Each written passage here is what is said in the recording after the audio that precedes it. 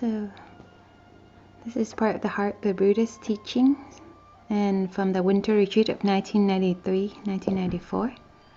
The date is December 5th, 1993, on the fourth Noble Truth. Today is the 5th of this is the 5th of December, and we continue learning about the Four Noble Truths. This talk on the Four Noble Truths, it also includes the Noble Eightfold Path, because they include each other. The path, Dao, it means the path of transformation. The path that leads us toward peace, happiness, and liberations. And this is the fourth Noble Truth, Magga, the path. In order to find the path, where do we find it in? To find the path of liberation and transformation, where do we find that? So this question has been answered many times. There are many types of answers. But usually we hear these answers that can be very strong. For example, in the Li dynasty, there was a Zen master. When he gave a Dhamma talk, he said that the main purpose, the most important purpose, most essential purpose of a monastic is to be liberated from birth and death.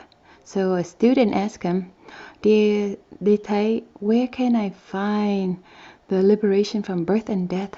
Where? And the master said, you find it right in birth and death. You find the no birth and no death right in birth and death. So the path or the method is not something that is so separate from your current life in reality, in which you have pain and suffering that you have gone through or you're currently going through. Now, the path is not something that comes from the heaven and falls on the earth, and it comes from another realm. But the path is something that you find right in your difficult situations. Without these difficult situations, there is no path. So this path is made from suffering. So this proves once again the non-duality and the interdependent co-arising principles of the teachings. If we do not look at your real life with all your pains and suffering and all your questions and all your issues, then you cannot find the path. So to find the path, you find it right in the suffering and the path leading to those sufferings. So when we're talking about the Noble Eightfold Path or talking about the First Noble Truth, then you have to remember this path that we're talking about here, the methods of practice, is very directly, closely related to our very real difficulties. So if to avoid and not talk about your suffering and afraid to be directly in front of the suffering, we will never find this path. In the OI orders, there was one precept talking about the need of being in touch with our suffering, cannot run away from our suffering. We have to face our suffering and find ways to be in touch with that. There are methods that can help us to be in touch and to confront our suffering. That it might give you the light of the path of liberation. If we're not in touch with our suffering, we cannot find this path of liberation. Just like the lotus, it cannot grow on the rocks, it has to grow on the mud. So the path of liberation, it starts right from the mud of suffering.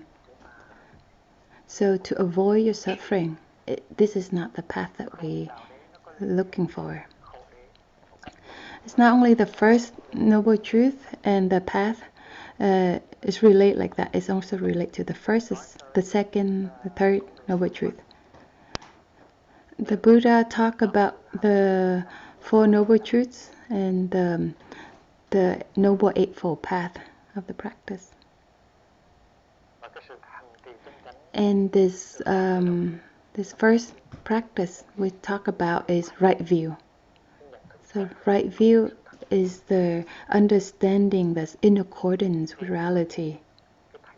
Kiến, chánh kiến. Kiến means view, and chánh means it's right, it's direct, it does not bend to the side. So chánh in Vietnamese language and Chinese, it means it's very straight. But when you bend to the side, then it means tà, or going away from that path. Samyat Kristi, so that's the view. Samyat means right. And of course, in the literature of Four Noble Truths, so right view, first of all, is to have this very clear view about the four truths, the four basic truths that we call the Four Noble Truths. We have to understand, to see it, and to know what is the first suffering, what is the first truth, what is the path leading to this suffering, what is the cessation of suffering, and the path leading to the cessation of suffering. So we to see it clearly and exactly. So first of all is to have this view that is quite correct about these Four Noble Truths. So that is right view. In right view, there are two stages, as two sides. One is of the conventional and one's of the ultimate. So some views is contain the truth of the ultimate truth. And there are views that can reflect the truth from the ultimate dimensions. And there are some views, some right views, that they are more toward in the conventional realm. So some will be in the ultimate dimensions. We had known that the ultimate truth and the conventional truth, they are related to each other. One truth embraces the other truth. They do not oppose each other. And this is the spirit, what we call the two truths interpenetrate and inter-embrace. Nhị đế dung thông. This is from the daily practice. So nhị đế dung thông, it means the conventional truth does not oppose the ultimate truth, and the ultimate truth embrace the conventional truth within it. So this word dung, it means to embrace, to contain each other. Within the conventional truth, it contains the ultimate truth. And in the ultimate truth, it contains the conventional truth. So that's what it means. Tương dung is like one inter-embrace and the other. Dung, it means it can contain, it can embrace. And thông, it means to penetrate. One penetrate into the others. Interpenetration. So these two truths, they are like this.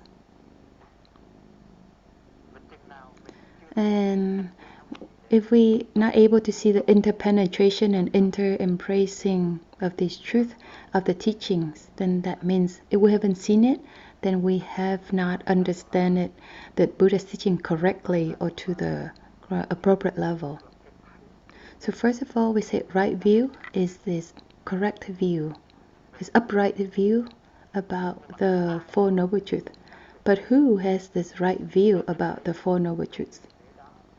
And this view, even if it's correct and upright, but how correct and upright, to what level. Because each of us have a different understanding about the Four Noble Truths.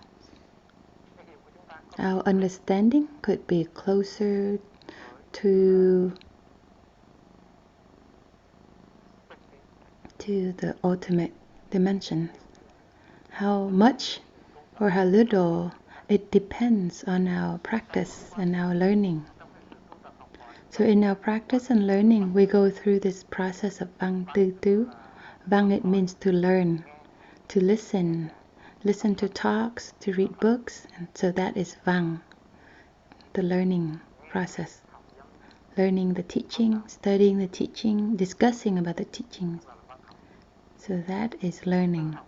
And tư, it means to use our intellects, to our smartness, to reflect upon, use our cleverness and our direct experience to reflect upon this, and not just believe in a naive way what we heard or what we learn.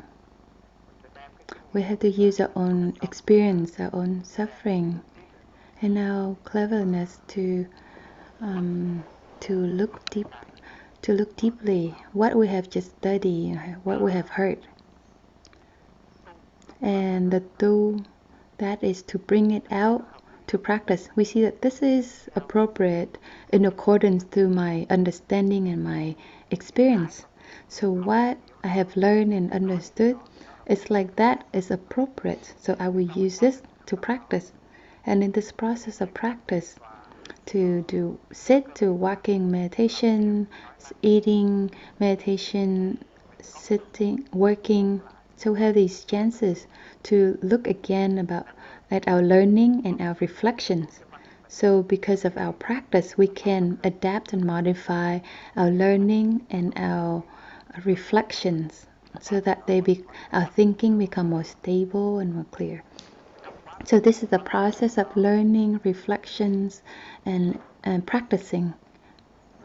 We often see that we will always start with the conventional truth, So this is something that we can use our words and our concepts to express. So in this process of learning, reflection, and practice, in beginning we can use our intellects and use concepts, ideas, and language to carry this right view. We use these words, these sounds, such as the Four Noble Truths, and we have these ideas about the Four Noble Truths, and we base upon these words and concepts that we practice. The more we practice, the more we have direct experience, and slowly we are not constrained by these nouns, by these concepts anymore. And from the conventional from the conventional realm, we go toward the ultimate dimensions. In the beginning of the conventional truth, we only have the seeds of the ultimate dimension.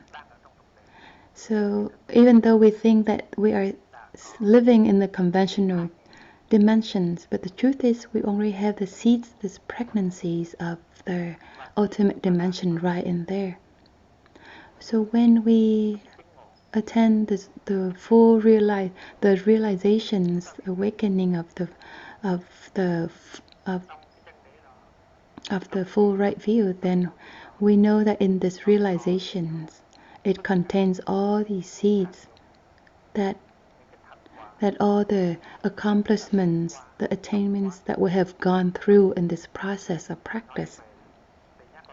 To say this is to remind you once again that our conventional dimensions, it contains the seeds of the ultimate dimensions, and the ultimate dimensions, it can contain all these seeds coming from the conventional dimensions. So this is what it means. The two truths do not oppose each other, but they contain and penetrate each other. So for example, First time we're talking about the Four Noble Truths, our understanding could be quite basics and we have many mistakes in understanding it. But yet we still have a little bit of truth. That's already the beginning of the process of learning, reflections, and practice. Even if our understanding is still quite tiny, but in there is that seed of the ultimate dimensions. Even if the first step, it does not take you to Paris right away, but it takes you one step closer to Paris. Even if it's just one step heading in the direction of Paris, but that step already has the seed of Paris right within it. So even if we talk about the Four Noble Truths and teach about it, still have a lot of errors in it. But yet we still have the seed of the ultimate truth right in it. So that is already the beginning. Even if we say something that is incorrect, and also incorrect in accordance with the Buddha's teaching, but yet we still have this seed of the ultimate truth.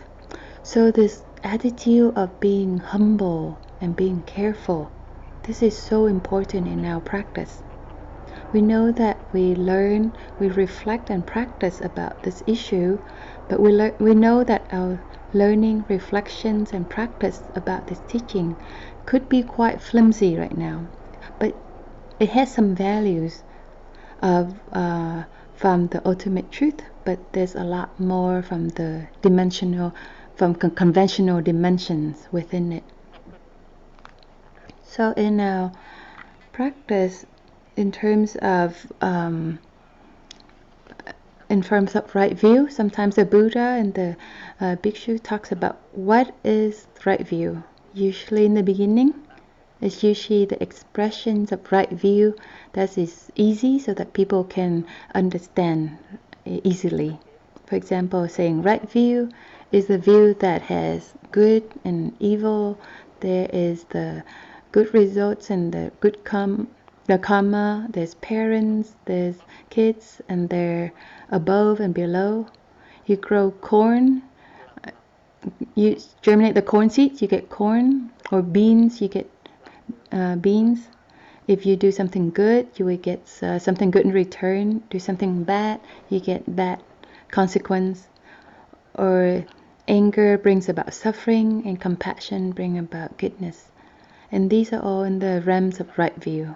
And all of us, we need to have these ideas, these basic ideas in the beginning about right view, so we know the path.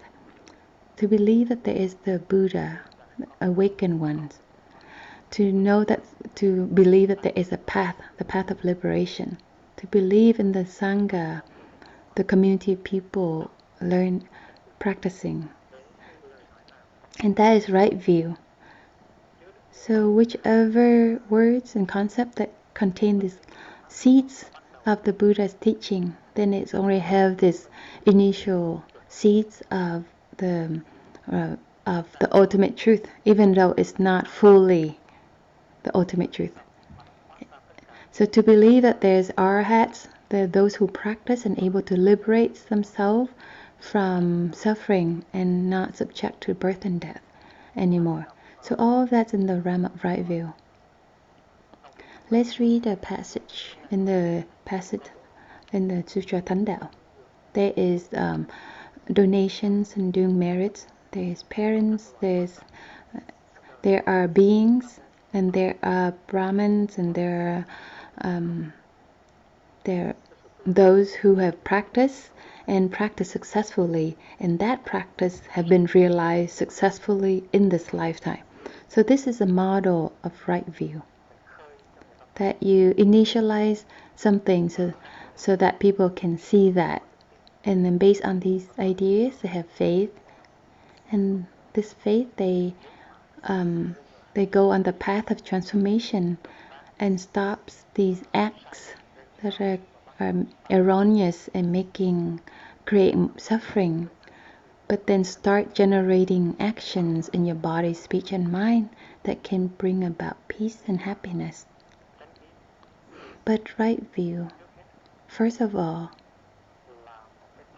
it is a view about the Four Noble Truths, because this is the basis of the Buddha's teaching.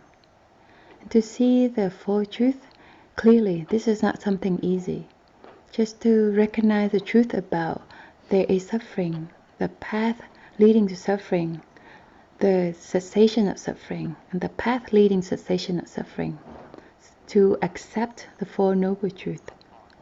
But our kung fu and our practice of learning, our practice of reflections, and our practicing, we need a lot of these experiences in order to have a deep and stable view of the Four Noble Truths. A teaching you first heard, you think this is so simple and very easy to understand, but yet it contains so much depth within it. Let's reflect a little bit about right view. This view about the Four Noble Truths. Our view about the Four Noble Truths in the past could be so innocent, could be so basics. And so, for example, let's just talk about some pain and afflictions that we currently have. We know that this path that we're looking for, the path that we wish we could find, so we can go toward the liberations of suffering and to go find peace, we have to find it right within our suffering.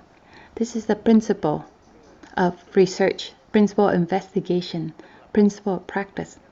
We have to be directly in touch with our suffering. If we're able to in touch with it very deeply, we can find the path out of suffering. This suffering, it could be a fear. This suffering could be this worry, this feeling of insecurity. Or it could be a hatred and resentment and anger. The suffering could be this despair and hopelessness. This suffering could be this sadness and frustration. And in this method, we have this responsibility to come back and be in touch very deeply with this suffering within us. More than anyone else, we know our own suffering, and we can come back to be in touch with the suffering with all of our courage. We have to lift this suffering up and hold it within our two hands and really be in touch directly with it, to look deeply into the heart of the suffering. This is so important. If you cannot do this, you cannot find this, the path, the cessation of suffering, the end of it. First of all, we see that they're suffering. There's those who are suffering, but they don't know they're suffering. This means this person does not dare to look at their suffering. He does not dare to be just to touch the suffering. They always run away from the suffering. So this is a situation of before the practice, before this process of learning, reflections and practice. So there's a situation where you suffer but you don't know you're suffering, or you suffer and you're trying to run away and cover up the suffering. Suffer but don't know that we're suffering. It's like you have tuberculosis but you don't know you have this disease. You have this liver illness, but you don't know that you have this liver illness. There is this disappointment and this deep frustration within your heart, but you don't know that you have this despair and frustration within your heart. You just feel unpleasant, don't feel at ease, and you don't just want to come back to yourself. You just want to find forgetfulness, find something to cover this life up in these situations. For example, you go to the bar, or you go to a dance club, or in a casino, any of these worse and destructive environment. This is the practice of so many people. This is the stage before the practice. The Buddha taught us that the suffering of a camel carrying this very heavy luggage on his back, this is not suffering yet. Be ignorant and not knowing that we are suffering, don't know the path out of our suffering. This is the true suffering. This is the stage of those who don't know how to practice, or before they practice. Second stage is a stage of learning, reflections, and practicing. So this is when we recognize our suffering and we look deeply. So that was the first stage. The second stage is to recognize, look deeply, and call the name. This name of this disease, tuberculosis, or if this is depression, call it depression. Do not be afraid. And this is when you can see this through the process of learning and reflections and practicing, you can see that there is the factors contributing to the suffering, the cessation of suffering, and the path out of that suffering. So whenever we have this really deep look into the heart of the matter, and we can see its true nature, its true signs. For examples, we have a cough. We have to look at the symptom of this cough, and we can see all the signs and symptoms of this cough, because there's many types of coughs. So we have to know its nature and the signs and symptoms of this cough. And then we can find all the reasons deeply that leads to our coughing. If it's a smart cough, we call that smart cough. Or if this is a tuberculosis cough, then we call it tuberculosis cough. So we call it by its name. If we're able to call its name, then we can say the second truth, to see all the factors, the reason far and near leading to that. How have I drink? How have I breathed? How have I consumed or eat? How have I lived my personal life and my life in society? How did I act toward this person or the other people? And how all that contribute to this suffering right now? To recognize this suffering, calling its name, and look deeply and see its true nature. And once we're able to see its nature, for sure you will see all the factors, the reason, causes leading in the causes in the past or currently in the present, far and near, all these reasons. And all of that you can only attain through your deep looking. And we have these methods of deep looking. We need quiet time. We need time to sit, to do walking meditations. We need a friend on the path to help us, a teacher to help guide us. So a doctor does the same thing. But one day he has to serve maybe 50 or 20 clients, so maybe he can only deep looking each patient only 15 minutes or 10 minutes, and they give prescriptions. So we can see the path, the causes, and the causes and the path, and you give this prescription within 15 minutes, and the doctor may make a misdiagnosis and can cause more damage to the patient. So we need to be a doctor to ourselves. We need to have enough time for ourselves and have courage for ourselves to find these causes and reason in everyday life. Then we can see all these causes that leading to the suffering. Not only seeing the cause, we see yik, which is the cessation, the end, the absence of the suffering. In the past, maybe we did not suffer like this, but now we have this suffering, these difficulties. So it means that this suffering that is present right here now, it can also mean that maybe yesterday we did not have the suffering. And we know the path of transformation, then maybe tomorrow the suffering won't be present anymore.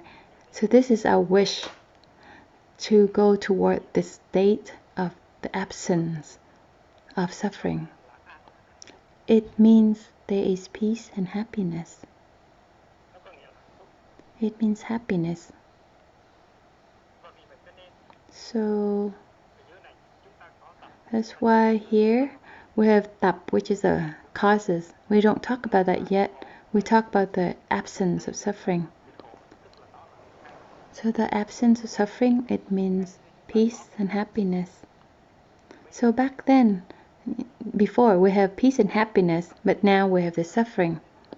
So we see that back then in the past we have peace and suffering, peace and happiness, but we did not treasure it. All of us have youth, but very few of us treasure this youth. Only until we get old, and then we feel regretful about our youth. We use our youth very forgetfully, unmindfully. All of us have our good health and our peace and happiness, but we do not know how to take advantage of these youth and peace and happiness. So the same with the absence of suffering. There's 3 stages like this. There are moments in our life, back then or even now, we have this happiness. We don't have these problems. But we were not in touch with this suffering. We're not in touch with this aimlessness until we lose it, and then we have this suffering arise. For example, there's this very good mom, and she did not know to have a nice mom. We do not take advantage of that until she passed away, and then we feel the preciousness of having a mom. Sometimes we don't have a toothache. That is happiness, but we do not have this capacity to have happiness until we have sleepless nights having this painful toothache, and then we see that the preciousness of not having a toothache. So to see that when we have the happiness of non-toothache, so we see that non-having non-toothache can represent so much peace and happiness that we have, but we step upon and we destroy this with our own two steps. When our legs are able to be strong and can walk and run around, but we do not have happiness while we run or walk, until we get old and our legs are wobbly and we need a cane to walk with, then we realize that we had the happiness of having strong legs to walk with. So this happiness is the same. If the first situations of looking deeply into of suffering, so we have suffering, but we do not know that we are suffering. But in this situation, we have happiness, but we do not have happiness. We have a good lungs, but do not know we have good lungs. We have nice parents, we don't know we have nice parents. We have youth, when we don't know that we have this youthful energy.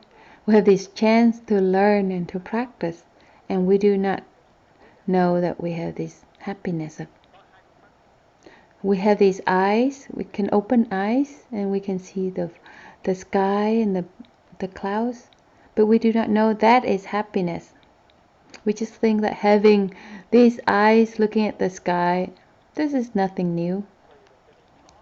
So to have happiness is almost like we're not having happiness at all.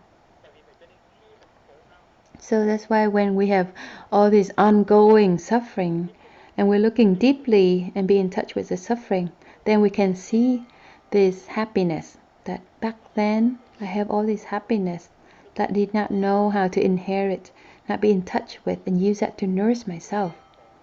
But now when this suffering is taking over, and this is talking about just one suffering in the present, we have this one suffering, but we have so many other joys.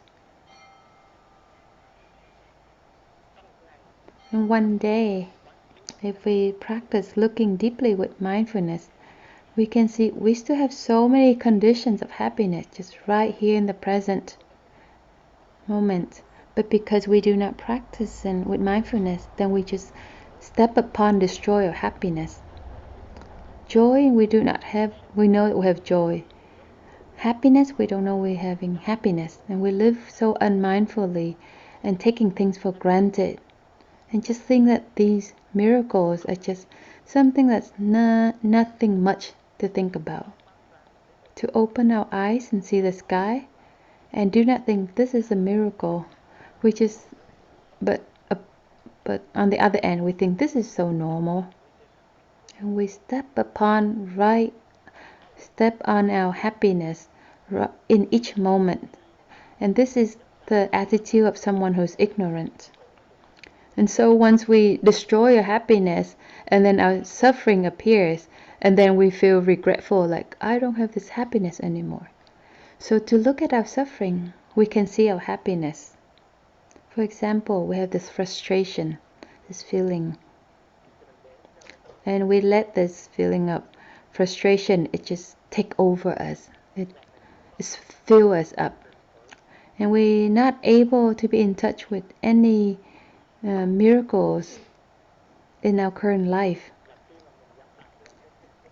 So once we step upon our happiness currently, it's the same as we had destroyed the happiness in our past too.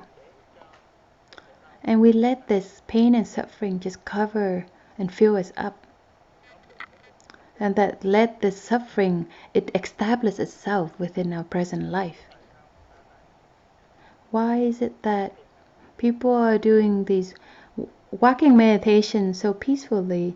We walk with them, but they're able to nurse themselves with their breath and their steps, and they feel very enjoyable and happy in the present moment. But we're walking with them, but yet we are burying ourselves alive with our suffering and our difficulties. It's because we allowed ourselves to be buried.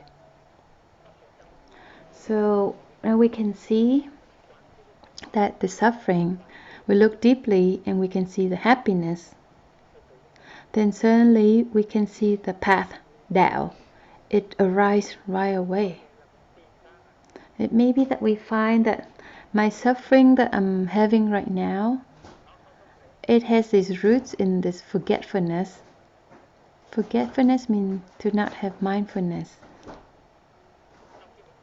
When we looking at our suffering, and we can see that this suffering is just a wrong idea, a wrong perception, because we're jealous or we are resentful and get angry, and when we suffer, and our envy and our resentment, it can just be based upon a wrong understanding. This person does not have this intention to hurt us, but we think like, no, this person has this intention to hurt me. So we can see this cause. Cause is leading to the suffering. And we can see that I am also stepping and destroying my own happiness that I should have. So you take 2 steps and you can see the causes leading to the suffering. Then you feel like this is not something worth suffer about, and the suffering could just disappear in 2-3 seconds, and you suddenly have this happy, joyful smile, just like anyone else. So the suffering, the causes, and the happiness and the path, they can appear right at the same time. The path of right view, the path of mindfulness, destroys the wrong illusions. At first we think the suffering is so much, so strong, but that suffering is actually contained the happiness within. Oh my gosh, this is such a treasure, precious treasure like this. And yet I cover it up with some trash above it. And because of this trash, I said, I'm gonna throw this whole treasure away. And sometimes suffering is just simply that. But it could be happiness within, but we just mistakenly see it. For example, we're able to live together in Plum Village, and we have happiness because we have our brother and sister, our teachers, and have times to practice and to learn. But because of this one episode of anger, or because of one episode of being frustrated or misunderstanding, and we create hell for ourselves. And we use this plastics from hell that we cover our happiness within. And we say, I'm going to throw this whole block away. I'm going to become a hungry ghost. I'm going to go somewhere else. This is happiness that we're throwing away. We're pushing our happiness away. So what we call our suffering, it might not be suffering. This could be our block of peace and happiness, but we just put over it with this forgetfulness, this wrong perception above it. Our life can be a great celebration, great joy. That be able to live, to open our eyes, see the sky, see our friends, our parents, our siblings, our teachers. Can be a great joy, but because of some despair and hopelessness and frustration, because of this, we throw our whole life away. We're like, no, I'm gonna kill myself. So many young people are so foolish like this. In this one episode of anger, one episode of passion, they do not see the truth. They do not see the great happiness of their life, and they end their life with poisons, or jump in the river, or kill themselves with a bullet in the heart. So what we call suffering might not be suffering. Open that box. We might see this jackfruit. It have all these spikes outside, but if we're able to peel apart the skin outside, we can see these very yummy jackfruit bits inside the flesh. So this suffering can contain a lot of happiness within. Sometimes it's just some very little causes leading to the suffering there. So this path, this Tao leading, it can help you. So you can see it in one way. You think like it looks like this, but if you stand the other corner, we can see that the it can be different. So sometimes you see in the video camera one way, it can look like against the light, it can look so dark, but you shift a different direction, it can look so bright and beautiful. So to practice like this, you might have a friend on the path that can help you to look again at something that you might have seen before. So to take our suffering, to say hello, to recognize, say hello happiness, or hello suffering, hello sadness, flow frustration, and look deeply into that. Then we can see the cause leading to the suffering. We see the happiness and the path. We think this path is just like, oh, maybe Thay is someone who would only the one who teach us the path. But no, the path is right now suffering. For example, the Buddha, he did not study the sutra, he did not study the different canons. So he only looked at his own suffering and he saw the path. So don't throw away your difficulties and suffering. This is your savior. Come back, embrace it, and be in touch with deeply and smile to it. You can find your happiness. You can find the causes that cause you to not have happiness. and find the path to help transform, then lead you to happiness. You think that this is something that's going to kill me, but yet this is something that could give you so much nourishment and save you. So look deeply. You can see the causes, the happiness, the path leading to happiness.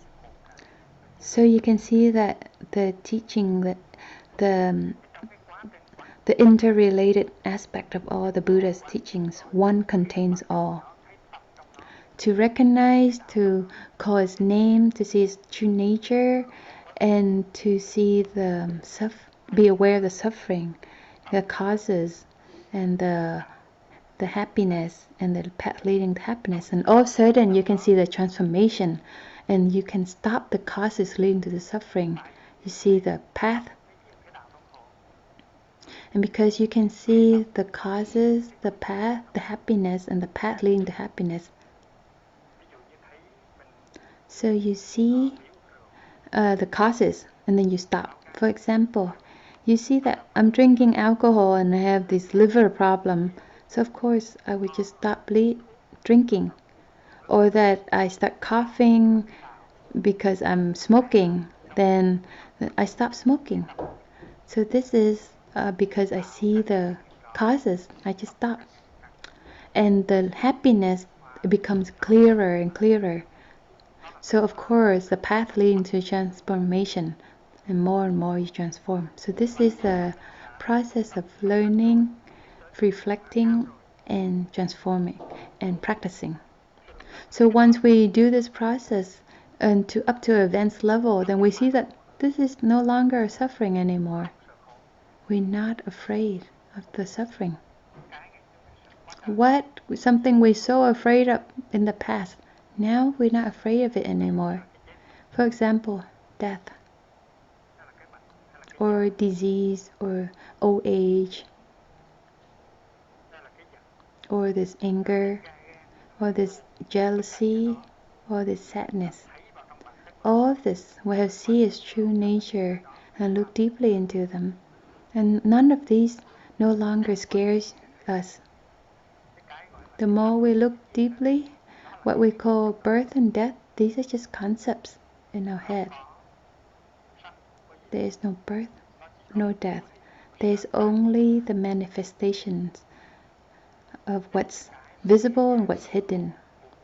So what the conventional word, we just say like this is suffering, but the Buddha said that's not suffering. So a leaf grows and it flaps in the winds on the branch, and then it falls down and dies. This is very normal. This is us get born, grow old, and die, and this is something so normal. Death is not the end. It's just another beginning. So we can look at birth and death with very peaceful eyes. And suffering is no longer suffering. But yet suffering is joy. We live in that situation, we think it's so much suffering. But once we transform, we see that this is joy. Suffering is no longer suffering. There is no suffering. There is no more suffering. There's no suffering. This is the declarations in the Heart Sutra. This is when we have arrived at the ultimate truth, the ultimate dimensions. And in terms of the ultimate dimensions, there is no suffering. Before, we recognize the presence of suffering, but once we practice, our practice ripens to advanced stage, then we say there is no suffering. So that is why the Bodhisattva, they just go around touring in the birth of death and the realm, and they are no longer influenced by or submerged by these waves of birth, death, ups and downs. So they can go around freedom. So the boundary between suffering and happiness, this border disappears. So from your suffering, we create our bodhicitta, our awakening. From our mud, we create our lotus. Suffering is awakening. This is talking about the aspects of going beyond what is suffering and what is happiness. The flower and the compost enter. We see that, the suffering is just the opposite of happiness. But after a while you practice, then you can see that the suffering and the joy, they interact, and after a while you practice, you can see that you arrive at this great joy, the great happiness in the ultimate dimensions, and we do not get submerged or in the wave of this conventional joy, or we do not get overwhelmed by the conventional suffering. But now we have this great happiness. So in this third stage, this is the third stage of the ultimate dimension. In the second stage, it is in the conventional dimension, but yet it still contains the seeds of the ultimate dimensions. So when we listening to these languages of the ultimate dimensions, the ultimate truth, we have to recognize this is the language from the ultimate truth. And we have to see that the language of the ultimate truth, this is not something that is the opposite of the conventional truth. So there is here, we recognize the suffering and we can lessen our suffering and transform that. There was this clear separation that I am suffering and I want to come back to happiness. In the beginning it was like this, but the more you do deep looking and practice, then we can see that they interact. If we do not take care of our happiness, then it can turn into suffering. So look deeply like this, we can see slowly it can become the true happiness, the happiness that go beyond the borders of suffering and happiness. San yik yi. So this this path of the Gatha, this is what it's this talking about, this ultimate. So when we're talking about this second stage, that to recognize, we might not be dare to even recognize our suffering. We run away, and this attitude can only cause us more suffering.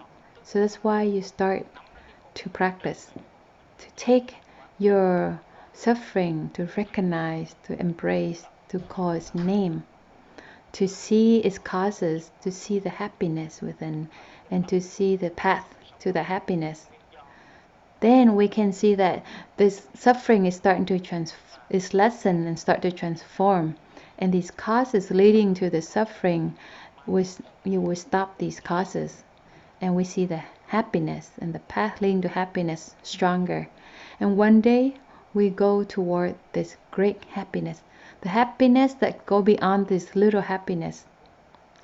This little happiness, it could be the causes to our suffering, especially when we're not mindful. This not very real happiness. So to look deeply into this truth about suffering, we can see the other three truths. Now,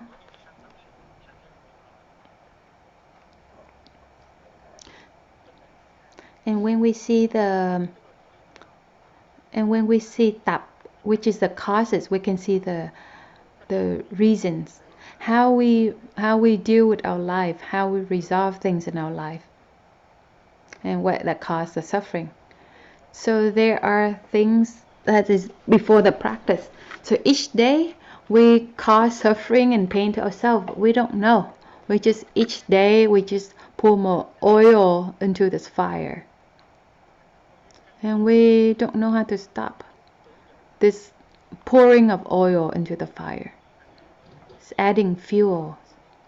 These ideas and these words and these actions, that we keep nourishing this fire of suffering, and we don't know. So now we get into this stage of practice. We have to be aware, to recognize these causes. It's because I often think about this thing in this way. It's because I often say in these words, in these phrases. Or it's because I often hear these words like this. It's like, I often have these actions and behavior like this. So that's why my suffering gets bigger and bigger each day. To recognize, to look deeply these causes, and practice. And to practice. To practice is to see the true nature of this suffering, to see the happiness, to see the path leading to the happiness. So we able to recognize what we have done, what have I said, that can cause all these breakup and destructions in our daily life. That is, we able to see it, and we can see clearly the results of our actions, our words, and our thoughts. And we know that happiness, it can be real if I stop the way I think, the way I act and talk in this way. And of course, there is a path for us to do that. The Buddha has taught us so many paths. I taught you many methods. And some methods you can learn from Dharma discussions. So when we look deeply into the causes, you can see the nature of suffering. You can see that happiness is true, and the path is there, but it's available, but I do not use it. I do not practice. I practice in the way that not practicing and not attaining. So at that moment, the causes stopped, and your suffering lessened. The causes leading to suffering slowly pause and stop, and your suffering start to lessen, and you start to have happiness, and you start to have the cessation of that suffering. So if you do this correctly, and if you are successful and able to transform, then you can initialize the second phase of your practice. This means you're not stuck. First of all, you're not stuck in the suffering or the happiness or the path. Because you can get stuck in the path, and you can get stuck in the happiness, the ideas of it. For example, you think that happiness or the ends mean there's nothing left. To end suffering, to not have any of the five skandhas, no forms, no feelings, mental formations and perceptions, and etc. So that is very wrong perceptions on suffering. So once you arrive at the success, and people look at you and they see that, you're not so heavy anymore. You do not get stuck on ideas in your practice anymore. So this is the stages where in Zen Buddhism is called, when you're hungry, you eat. When you're thirsty, you drink. And why I'm doing what I am wanting, I do not violate the precepts, and I do not cause suffering for myself or others. In Confucianism, it's called Tùng tâm sở dục. Tùng tâm sở dục, it means wherever you want in your heart, in your mind, you do that. You have this freedom. You're not stuck in the precepts. You're not stuck in the actions. But yet you're still going very, very upright on the path leading to happiness. So it means you not get stuck on the forms. So Confucius says, when I was 30, I can stand stably on my 2 legs. And when I'm 40, I have I have caused end all my doubts. In my 50s, I know how the heavens works.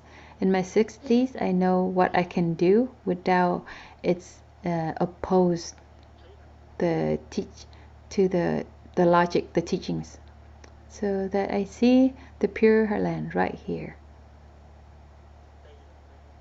The Pure Land is my home. It's right here.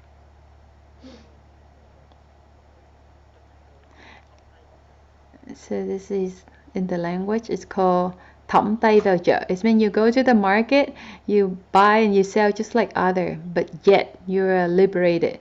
You're not stuck. You don't have to be so strict. I am a monastic right here. And we walk in meditation, we don't just walk like this anymore.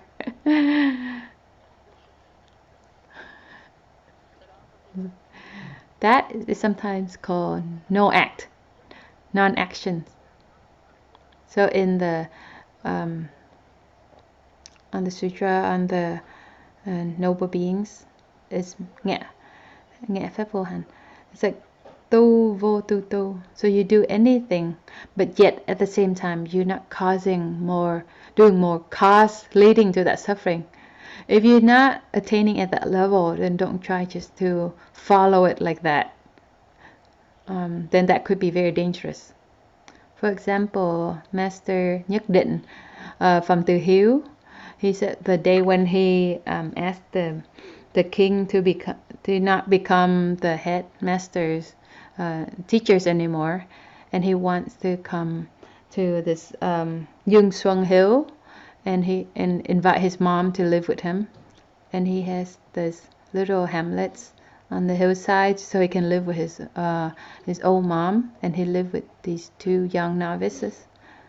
And the officials from the court, they come and donate and want to build this proper temple. And he said, no, I had too many temples before.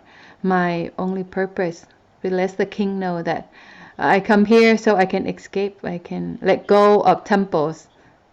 So I just wanted to live with these very peaceful days with my 2 disciples and my mom. And one day the mom was sick and about to pass away, and the mom said, dear son, I want to eat some fish soup.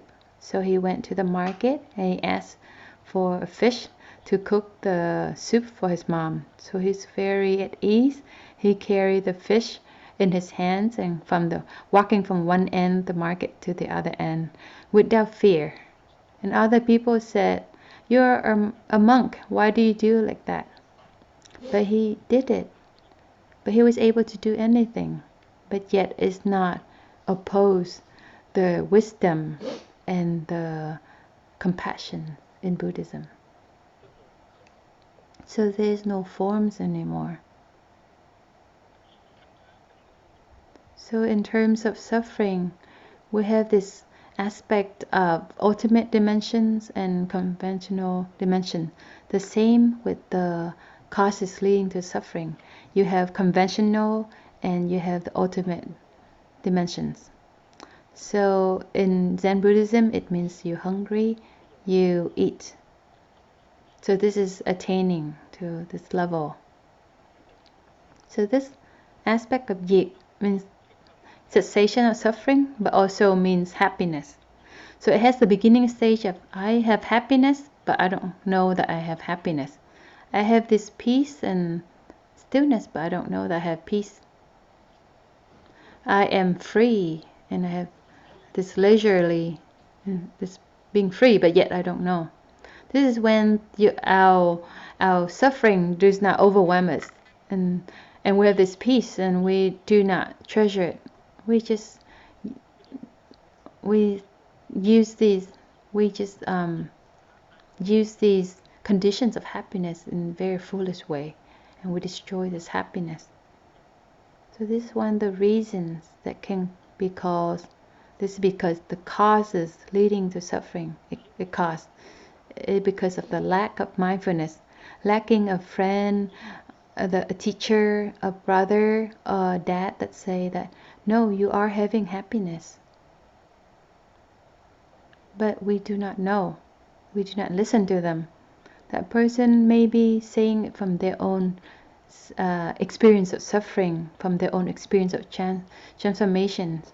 They say it with all their heart and their mind, and they say that, but we do not receive it. We hear the words, but we don't have the capacity to have happiness. The conditions of happiness is right here in us and right around us, but we do not have the capacity for happiness. This is the stage before practice. So now when we practice, this means we are looking deeply and recognize. And we have these exercise in the book that say, I'm breathing in, and I know I have two eyes. I'm breathing out, I'm smiling to my two eyes. This is one of the exercises to let us be in touch with this current happiness that we are stepping upon. Until when our health, our heart, our liver, there's so many kinds of happiness. But us, ourselves, we are the ones who have inherited this from our parents, grandparents, from the heaven and sky. But we don't know how to use these treasures, so we become these beggars. So while we're looking at this, looking deeply, what do we see? We see the suffering within the happiness. So this happiness is like this fortune, this miracle, this like this. But because we do not pay attention to it, we take it for granted and we step upon it.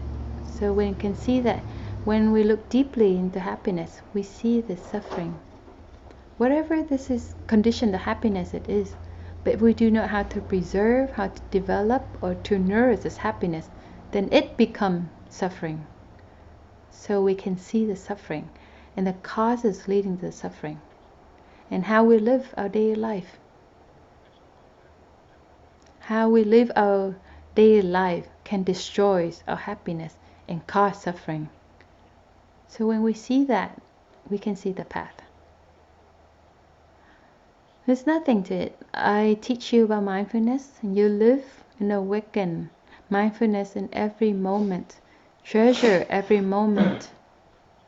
The Buddha taught to dwell happily in the present moment. The path is so clear like this. The only thing is that we don't practice.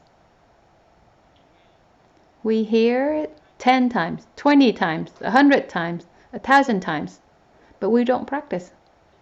We say, oh, it's so amazing, so interesting. What the Buddha taught is so amazing. I should spread it to everyone else to hear it. But yet we don't practice it. So when we look deeply like this, we see that we're the ones who destroy our happiness. What we think is suffering is actually happiness. So this is what we call Hạ thủ công phu. This means to have determined to practice.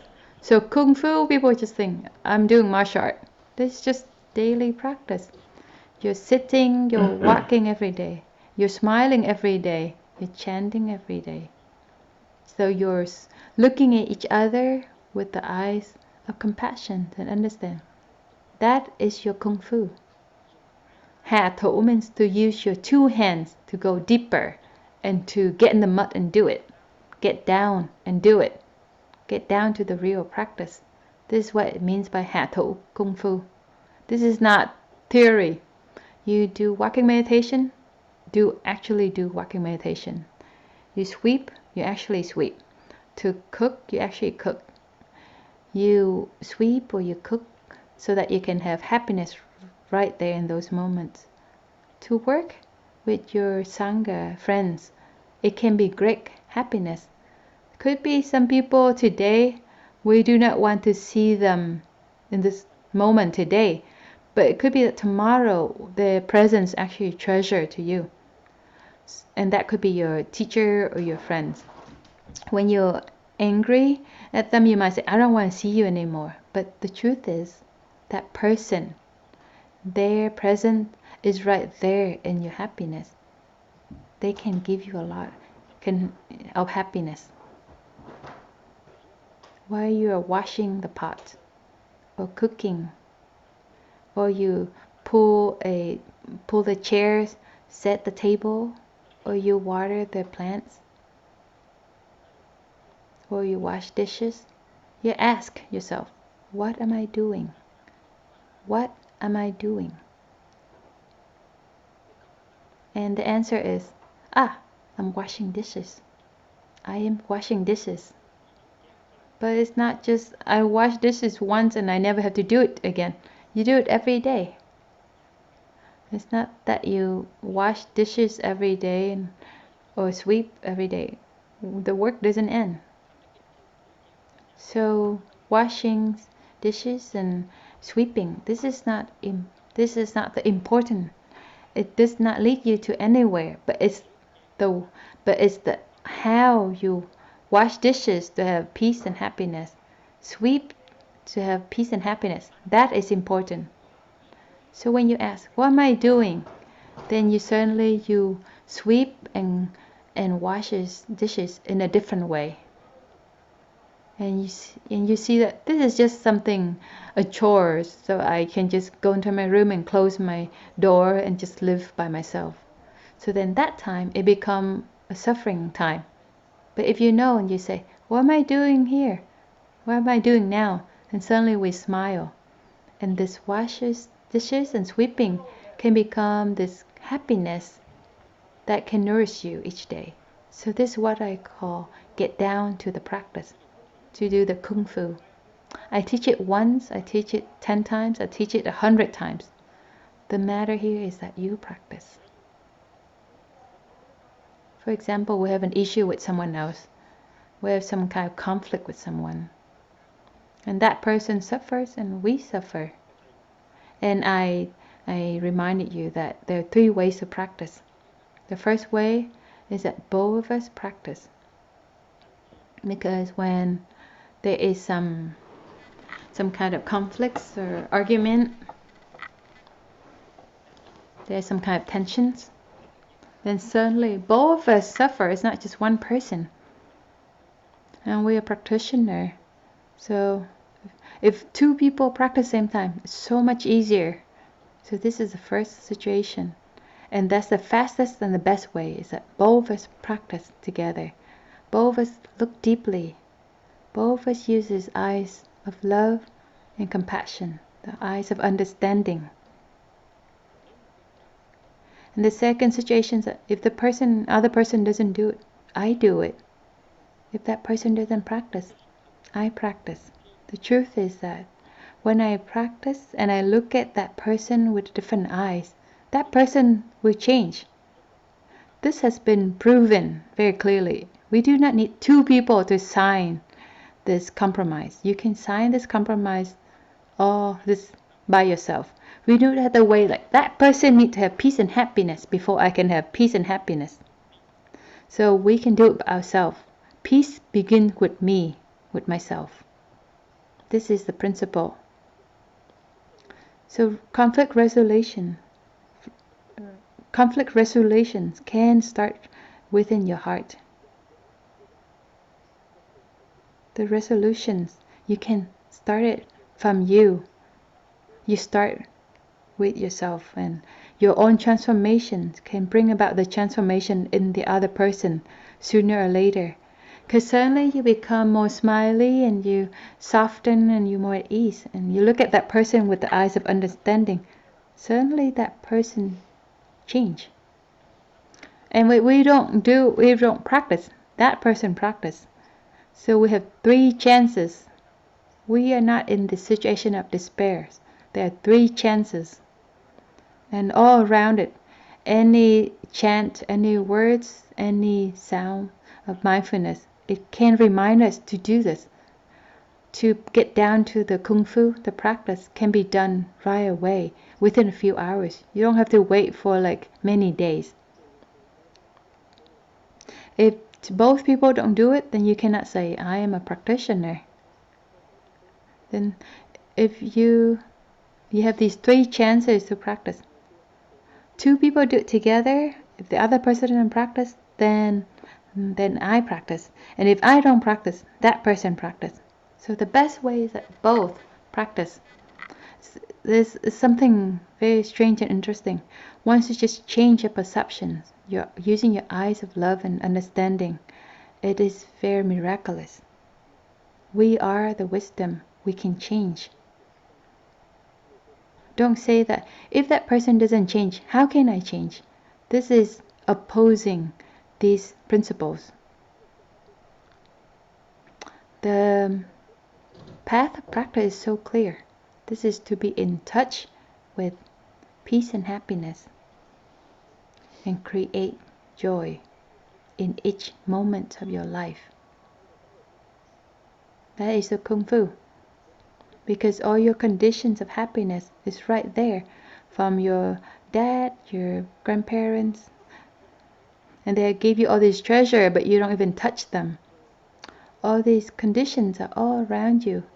Even if the winter is so cold, and if you go out and you do not wear proper clothing, you get sick. So you can still have happiness because all these conditions of happiness are right all around you. You just have to recognize them and know how to nourish them. You practice dwelling happily in the present moment. You practice these miracles. You create these miracles. So the miracles of mindfulness, that book, in French is called, it means that just doing walking meditations on the earth, that is a miracle. To have mindfulness, to have the spirit of dwelling happily in the present moment. Just walk and you already have happiness. Just do dishes.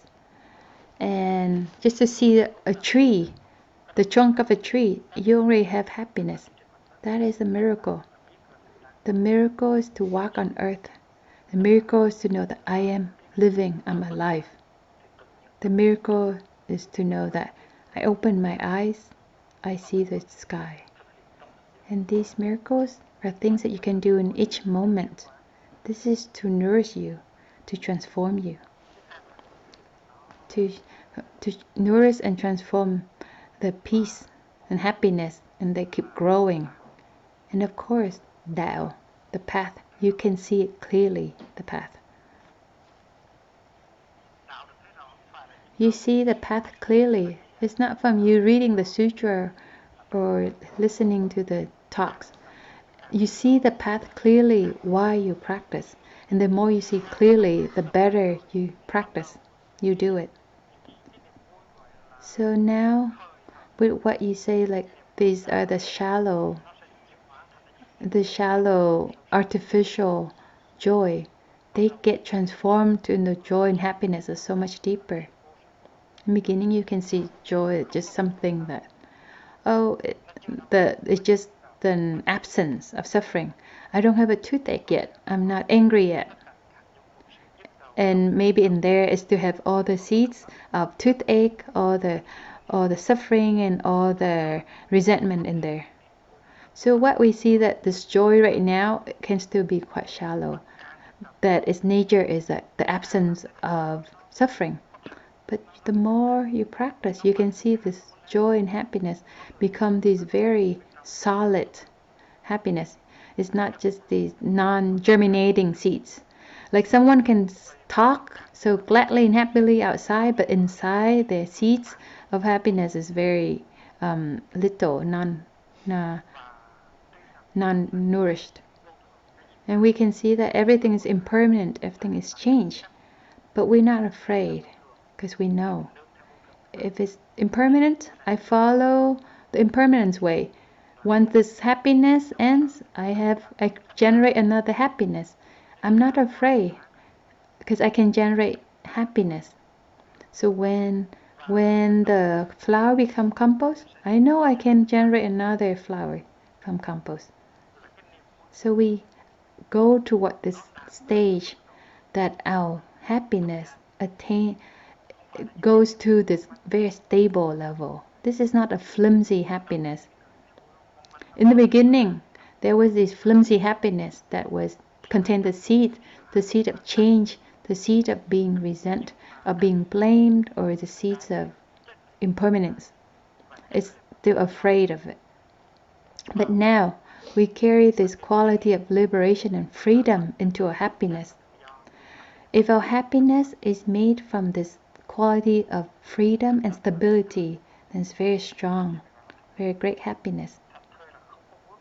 So this freedom is to be free and at ease without attachment. These are the quality of nirvana. You don't wait until this practice to this level to have this stability and freedom.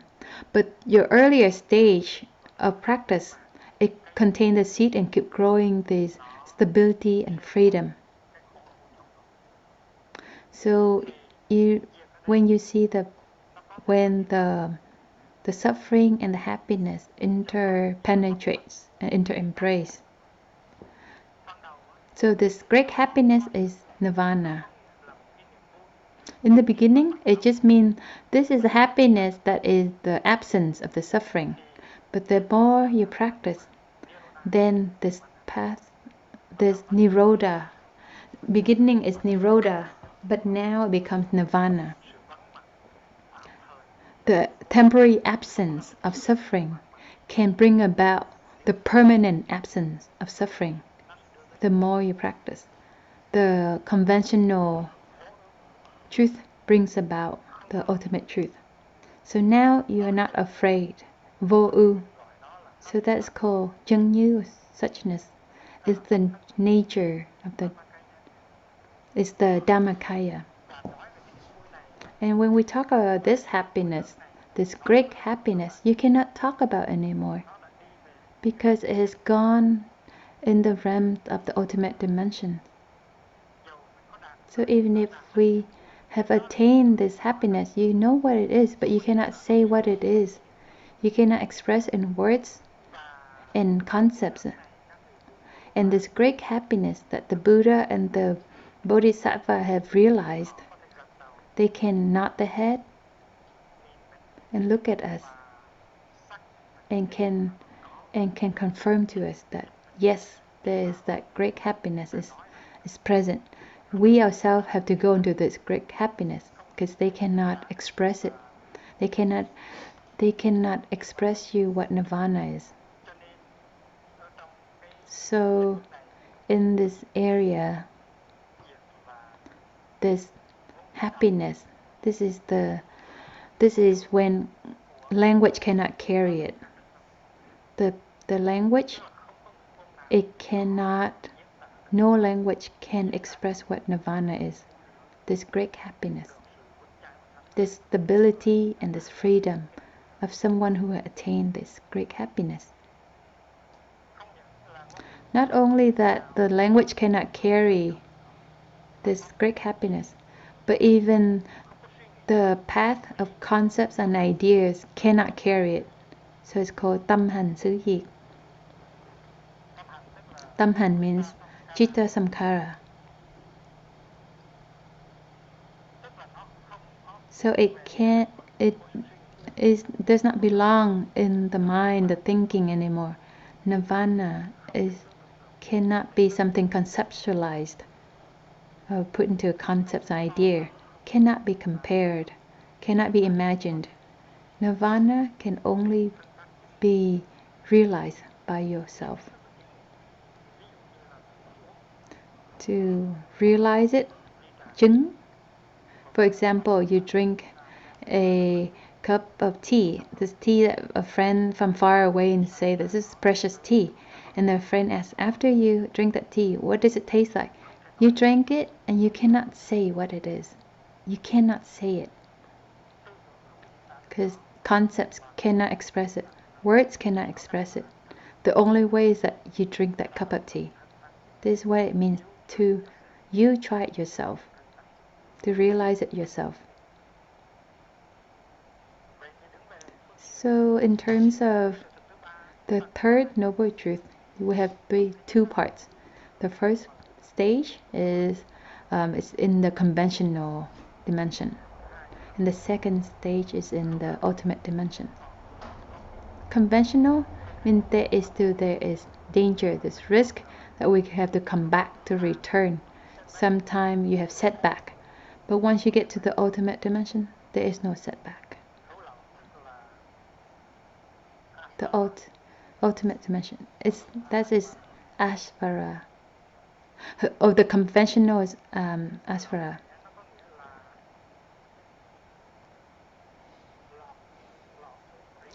Chu lao, it means like to leak and to fall back. For example, you have this pot and you have this crack and your tea keeps seeping out this teapot. So that means it's still leaking.